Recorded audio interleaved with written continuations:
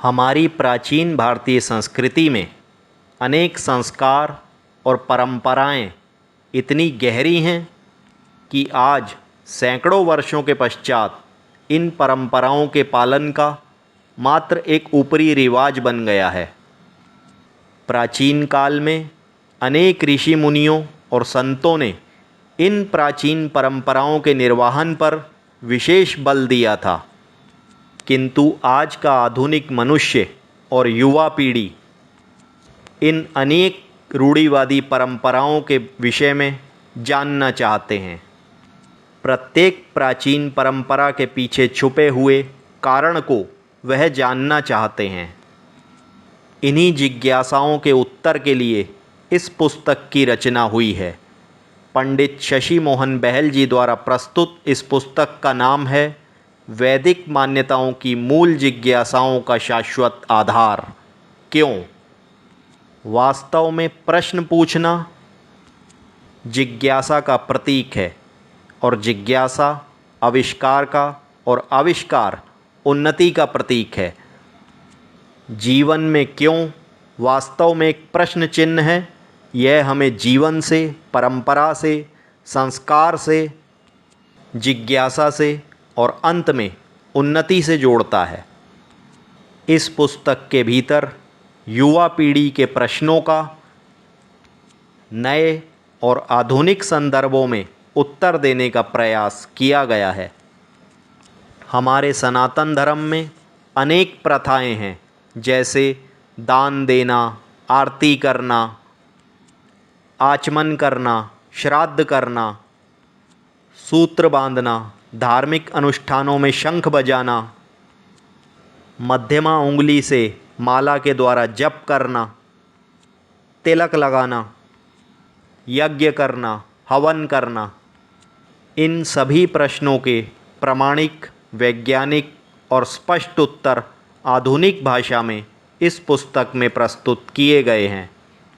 इसके अतिरिक्त इस पुस्तक के भीतर अनेक सनातन और वैदिक प्रश्नों के प्रामाणिक उत्तर भी दिए गए हैं, जैसे कि सनातन का अर्थ क्या है, राम नाम ही सर्वश्रेष्ठ क्यों है, स्थूल शरीर क्या है, आत्मा का सिद्धांत क्या है, पाप और पुण्य क्या है, मोक्ष क्या है, पुनर्जन्म क्यों होता है, शुद्धि की आवश्यकता क्यों है, गोवर्धन पर्वत का महत्व क्या है, नमन करने के पीछे का सिद्धांत क्या है, आखिर क्यों करते हैं चरण स्पर्श, मुनि कौन होता है, हनुमान जी को सिंदूर क्यों चढ़ाया जाता है, गंगा जल ही सबसे पवित्र क्यों है, 12 सूर्य कौन कौन से हैं, ग्रहण काल में साधना करना क्यों आवश्यक है।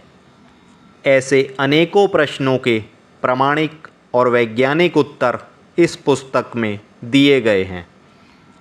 पुस्तक के लेखक शशि मोहन बहल जी तिलक लगाने के संबंध में चर्चा करते हुए कहते हैं कि ऐसी धारणा है कि तिलक लगाना एक धार्मिक रस्म है, किंतु चंदन का तिलक जहां आपके ललाट को शीतलता प्रदान करता है, वहीं यह इसे शक्ति भी पहुंचाता है।